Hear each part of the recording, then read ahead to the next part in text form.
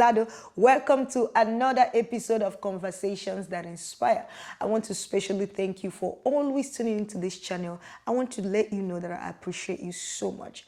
Today, I will be answering the question, how to stay on fire for God consistently. How can one stay on fire for God? I know for most people, their problem is not staying on fire. Their problem is not getting the fire. Their problem is maintaining the fire and staying on fire consistently. I just want to let you know right now that it is possible to stay on fire for God and do that consistently. It is possible to rise and rise in your spiritual fire. It is possible to rise and rise, in zeal, in passion for God. You can maintain your fire consistently, but there are things that you have to learn that will help you to keep that fire and even grow that fire. Number one is your environment. Number two is your food. And number three is your consecration. And I will start with your environment. What am I talking about when I say environment? I'm talking about your atmosphere. I'm talking about your relationships. I'm talking about the conversations that you get into. I'm talking about the places that you go.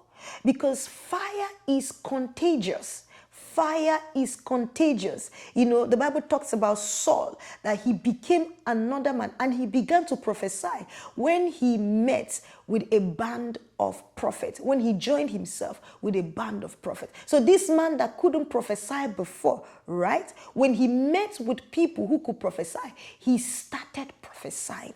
The same way you can get fire from people who are on fire, people who are not on fire can drain your fire. They can deplete you. Remember, I said relationship is a system of exchange, is a passageway by which you receive and also you impart, right? So the same way you can receive fire, you can lose your fire. So you have to take note of your relationships. Take note of the people in your life. Do an audit. Who are the people in my life? How are they contributing to my fire? And how are they depleting my fire? You have to be intentional about limiting or even cutting off the people who are draining your fire.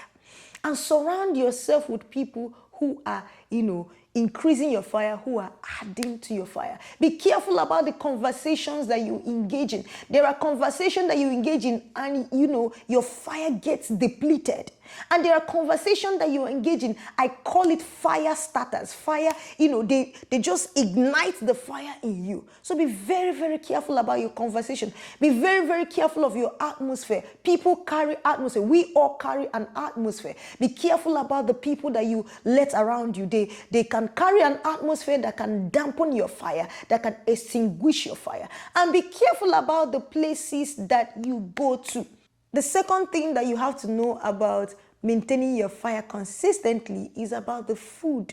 What do I mean by food? I don't mean the natural food or the physical food. I'm talking about anything that you consume with your eyes, with your ears, anything that enters into you, anything that you listen to, anything that you hear, anything that you see, anything that you watch. These are the things that impact your fire. They can impact your fire, positively or negatively. They can increase your fire or they can decrease your fire. The Bible says faith cometh by hearing. So also fire comes by hearing. Fire comes by what you listen to. Watch out, for the things that you listen to on social media.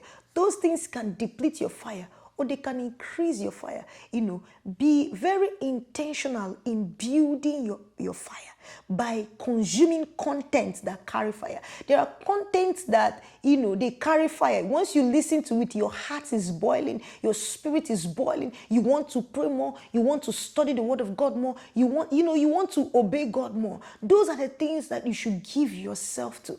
And withdraw from things that when you listen, you don't even, you lose the fire that you have, you lose it. You don't even want to pray. You don't want to, listen to the word of God or even study the word of God. So watch out for the things that you consume. Watch out for the things that you listen to. Watch out for the things that you see. Be intentional about plugging yourself into content that will beautify. There are people who carry fire. There are people who, you should give your attention to so that your fire can build up. Number 3 is your consecration. What do I mean by your consecration? Your consecration are activities and practices that you do that promote intimacy with God. This is your quiet time. This is going on retreat.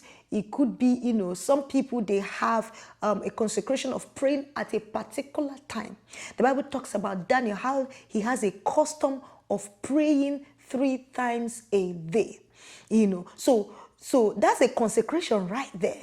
So, and it is different for different people, but by all means, your consecration should be activities and practices that promote intimacy, because intimacy with God is the starting place of your fire. Without intimacy with God, there is no fire. So these are the things that promote intimacy with God. Your daily quiet time. Every day, you should devote your time to studying the Bible and praying. Is a non-negotiable for your day, right? So you should have periodic retreats. It could be once in 3 months. It could be as much as you need it. Have time that you shut down to just stay with God. You shut down everything, your work, everything. Just shut down and spend time with God. It's like your retreat is like going on vacation with God. This is where you listen to God. You get clear direction again, clear instruction again. So have periodic retreats. Have your daily quiet time. I'm talking about these are your consecrations. Your daily quiet time, periodic retreats. Have conferences and meetings that you go to that build your fire.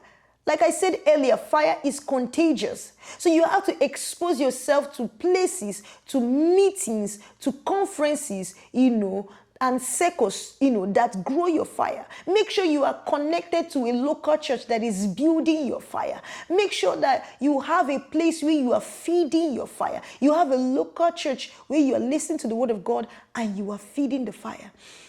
If you pay attention to those 3 things, your environment, your food, and your consecration, I guarantee you that you will maintain your fire consistently. You will no longer rise and fall. You will rise and you keep rising in your fire and in your passion for God. Thank you so much for listening. I hope you were blessed, and I hope to see you next time again on this channel. Bye-bye. God bless you.